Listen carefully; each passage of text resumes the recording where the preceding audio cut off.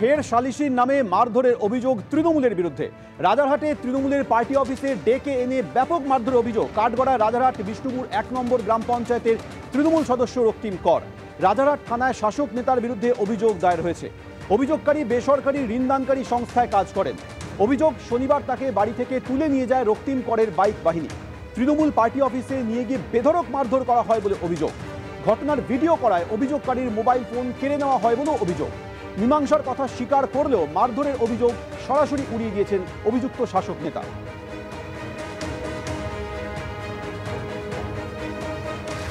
ফের সালিশির নামে মারধরের অভিযোগ তৃণমূলের বিরুদ্ধে। এবার ঘটনাস্থল রাজারহাটের তৃণমূলের পার্টি অফিসে ডেকে এনে মারধর করা হয়েছে বলে অভিযোগ। কাঠগড়ায় রাজারহাট বিষ্ণুপুর 1 নম্বর গ্রাম পঞ্চায়েতের তৃণমূল সদস্য রক্তিম কর, তার বিরুদ্ধে অভিযোগ বেসরকারি ঋণদানকারী সংস্থায় কাজ করেন অভিযোগকারী। শনিবার তাকে বাড়ি থেকে তুলে নিয়ে গিয়ে রক্তিম করের বাইক বাহিনী মারধর করে। তৃণমূল পার্টি অফিসের মধ্যে নিয়ে গিয়ে বেধড়ক মারধর করা হয় বলে অভিযোগকারী তিনি দাবি করেছেন। ঘটনার ভিডিও করায় তার মোবাইল ফোনটিও কেড়ে নেওয়া হয় বলে অভিযোগ। মীমাংসার কথা স্বীকার করলেও মারধর করা হয়নি বলে দাবি করেছেন শাসক নেতা। একদম বাজে কথা। কোন একটি বেসরকারি ফিনান্স কোম্পানিতে কাজ করে, সেখান থেকে একটি টাকা পয়সার লেনদেনের ব্যাপারে আমার কাছে অভিযোগ আসে। 2,25,000 টাকা 1 বছর ধরে একজনকে দিচ্ছে না। তারা আমার অফিসে আসে এবং ছেলেটিকে ডাকা ও অফিসে আসে। অফিসে বসে তার মীমাংসা হয় এবং ছেলেটি যে কোম্পানিতে কাজ করে তার মালিকের সাথে কথা বলে মীমাংসা হয়ে যায়। আজকালের মধ্যে, মানে আজ বা আগামীকালের মধ্যে যে টাকা পায় সেই টাকাটা ফেরত দিয়ে দেওয়া হবে। ছেলেটি বিজেপি করে এবং আমাকে মেলাইন করার জন্য এগুলো বলেছে। ওকে ফোন করা হয়েছিল, ফোন করার পরে প্রথমবার বলেছিল আসবে না। তারপর আমি যখন রিকোয়েস্ট করলাম যে আমি এখানে থাকবো, তোমার কোনো সমস্যা নেই, তুমি আসো, বসে ব্যাপারটা মিউচুয়াল করো, কারণ ওনারা অনেক দূর থেকে এসছে।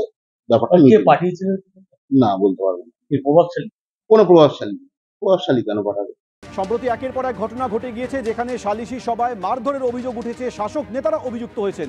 সেরকমই আরও একটি ঘটনা সামনে এসেছে এবার রাজারহাট বিষ্ণুপুর 1 নম্বর গ্রাম পঞ্চায়েতের তৃণমূল সদস্য রক্তিম করের বিরুদ্ধে মারধরের অভিযোগ উঠছে বেসরকারি ঋণদানকারী সংস্থার এক কর্মীর বিরুদ্ধে। যদি অভিযুক্ত রক্তিম কর সব অভিযোগ উড়িয়ে দিয়েছেন।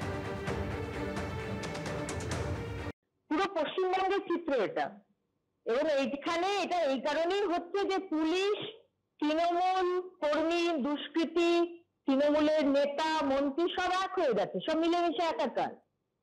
আর তৃণমূলের লোকেরা ধরে নিয়েছে যে তারা সবকিছু, তারা শাসক বলে তারা সবকিছু করতে পারে। তারা সালিশি সভা করতে পারে, তারা বিবস্ত্র করে মহিলাকে ঘোরাতে পারে, তারা সব জিনিস করতে পারে, তারা তারা তারা তারা বিচার দিচ্ছে এখন। এবং কালনা তো 2 দিন আগে যে ঘটনা হয়েছে আপনি দেখেছেন, পুলিশ তাকে ধরেছে, পরের দিন মহিলাকে মারধর করা হলো, কিন্তু তারপরের দিন তাকে ছেড়ে দেওয়া হলো। কারা ছাড়লো? মমতা ব্যানার্জির পুলিশ ছাড়লো। তো পুলিশের এখন এই রোল। পুলিশ এখন পুলিশকে কেউ মানে না, পুলিশ এখন নন এক্সিস্টেন্ট, পুলিশ এখন টিএমসির ক্যাডার।